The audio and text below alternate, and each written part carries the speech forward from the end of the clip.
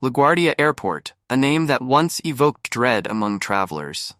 10 years ago, it consistently ranked as one of the worst airports in the United States. Outdated facilities, overcrowded terminals, and a perpetually frustrating experience turned it into a symbol of inconvenience. Travelers swore they'd avoid it at all costs. Even Joe Biden, when he was vice president, famously called it reminiscent of a third world country. It must be in some third world country. Fast forward to today, however, and LaGuardia is celebrated as one of the most modern, efficient airports in the United States. How did such a dramatic transformation happen? Strap in as we break down the story of LaGuardia Airport's incredible $8 billion rebuild.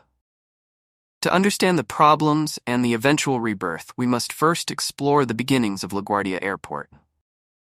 The story starts all the way back in 1934 with New York City's fiery and charismatic mayor, Fiorello LaGuardia. On a fateful flight returning from Pittsburgh, LaGuardia noticed his ticket said New York, but the flight landed in Newark, New Jersey, the only commercial airport servicing the region at the time. Outraged, LaGuardia demanded the pilot divert to a tiny private airfield in Brooklyn called Floyd Bennett Field. Once there, he held a press conference declaring his intent to build a proper airport for New York City. Of course, this was a calculated move, typical of LaGuardia's flair for drama. But it worked. Though his wish to build at Floyd Bennett Field didn't pan out, another private airfield in Queens, Glenn H. Curtis Airport, caught the attention of city planners. It was strategically located closer to Manhattan and right by the newly built Queens Midtown Tunnel.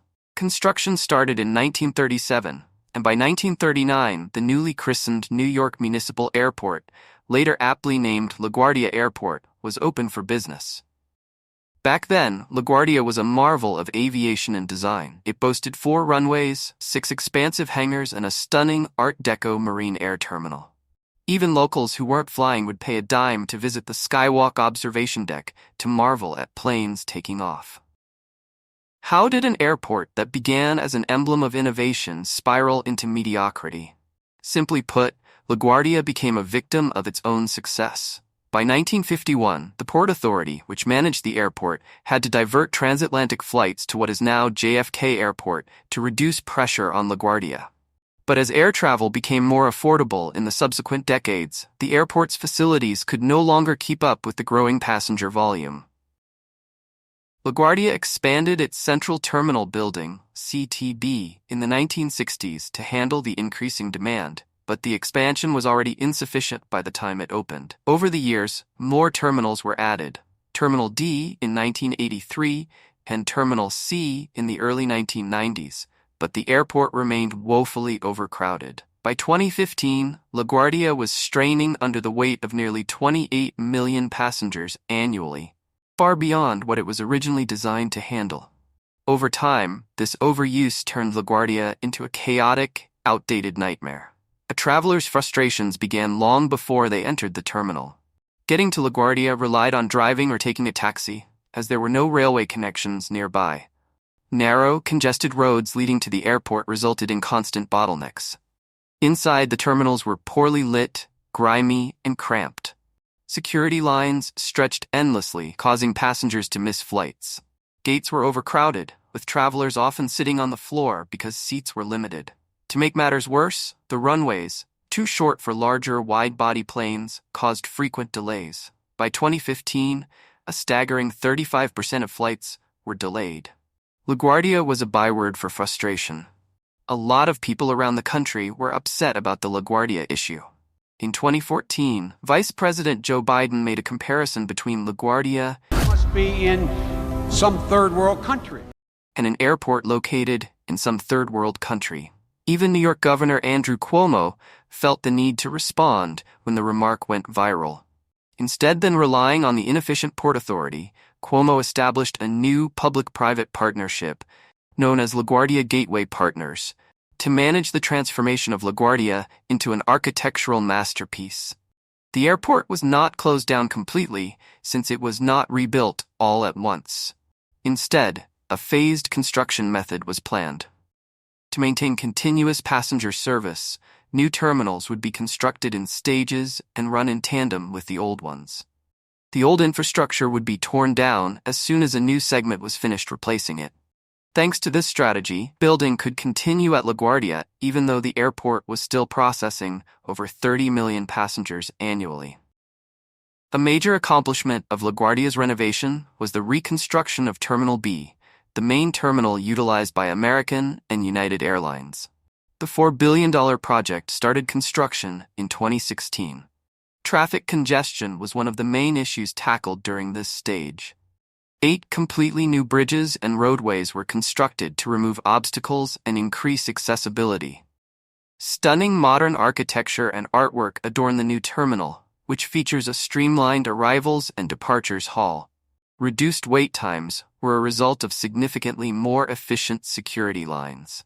Some changes were made to the airfield's design in an effort to reduce flight delays. The central hall is now connected to new gate areas via 2 revolutionary aerial pedestrian bridges, which allow planes to taxi underneath and eliminate delays caused by tarmac logjams. By 2023, thanks to these improvements, more than 78% of flights departed on time.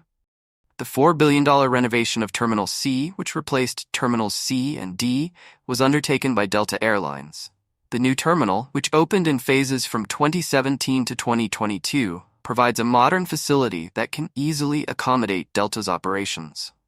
Terminal C is a stark contrast to the dreary airports of yesteryear thanks to its high-volume passenger rooms and lounges, efficient layouts, and contemporary furnishings.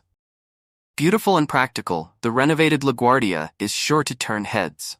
The modern design of Terminal B has won awards around the world, including the prestigious Prix Versailles for Architecture from UNESCO. Inside, dramatic water shows, open areas, and lots of seating make the whole trip experience better. It looks great. I haven't been here in a while, so the improvement is really, really well done. Even if it has changed, LaGuardia still has its limits. International and intercontinental flights are not possible at this airport due to its small runways, which cannot accept larger planes. A $2 billion rail link that would have improved access to public transportation was abandoned owing to cost overruns and community complaints, but the absence of such a plan is still a major deficiency.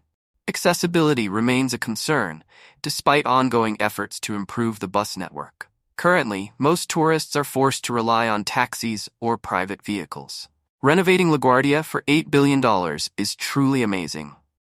Once known as one of the worst airports, it is now seen as a model of modern aviation planning and efficiency. No longer is a scary option for business travelers coming into or leaving New York. LaGuardia, a good choice. Access to public transportation and a lack of foreign flights are still problems, but LaGuardia's transformation shows what can happen when big, new ideas are put into action. This is not going to be a rebuilding of LaGuardia. It's going to be a whole new airport. Governor Cuomo's dedication and the innovative phased building plan showed that vision and tenacity can overcome any obstacle. Have you visited the new LaGuardia? Let us know what you think in the comments. Also, don't forget to check out our other deep dives for more related infrastructure success stories. Let's keep learning and being inspired by transformative change. Have a wonderful trip.